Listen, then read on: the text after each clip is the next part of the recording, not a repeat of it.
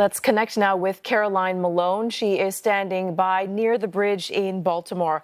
Caroline, what are investigators going to focus on when this probe goes into full swing?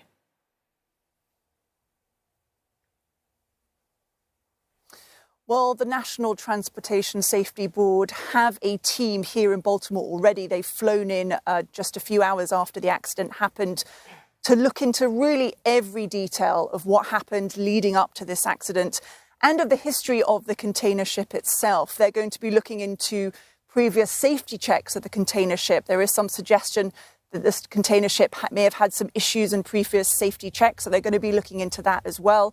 They're going to be looking into the people on board, to the crew, to the pilots, trying to check the information of what exactly happened. Crucially, though, the investigation team have said they haven't actually boarded the ship yet because they didn't want to disrupt the search and rescue operations. Once they do, though, there'll be an opportunity for them to get the black boxes that are there, where the pilots were working, trying to navigate this ship. And by all accounts, having a very difficult time in those few moments before the collision. But let's have more of a listen to what the National Transportation Safety Board chair had to say.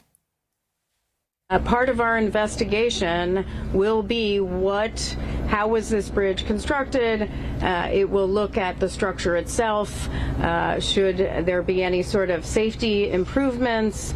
All that will be part of our investigation. We go very broad in our investigation.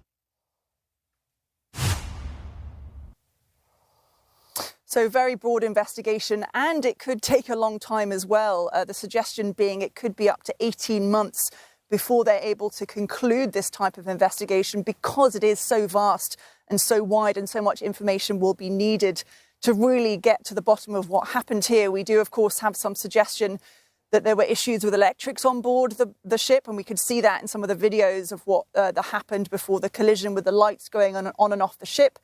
This is a hydraulically steered container ship, and so there is potentially a connection there.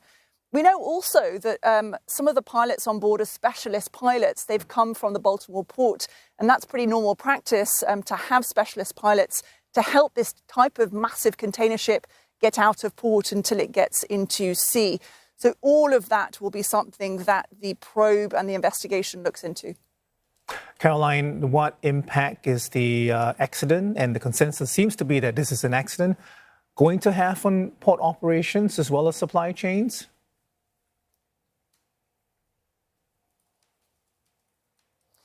Yes, absolutely. There is consensus this is an accident. Both the president and other officials have said they don't think there's any kind of suspicious activity other than an accident here so far.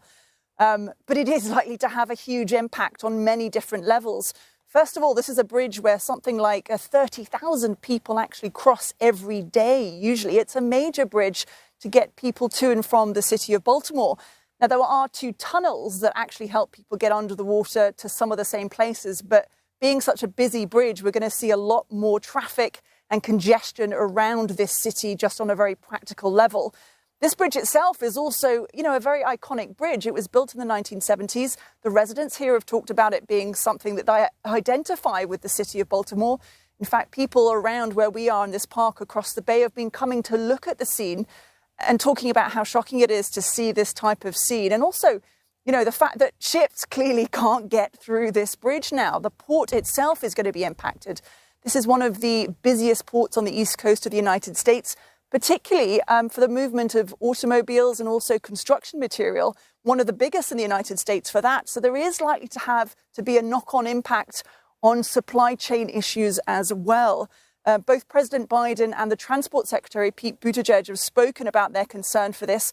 They've spoken about how this port employs 15,000 people, and therefore those people's lives are likely to be impacted as well. But they've also spoken about how they will do everything they can and provide the money to rebuild this bridge and rebuild this community. Caroline, appreciate the update. That's Caroline Malone reporting from Baltimore, right alongside the Patapsco River.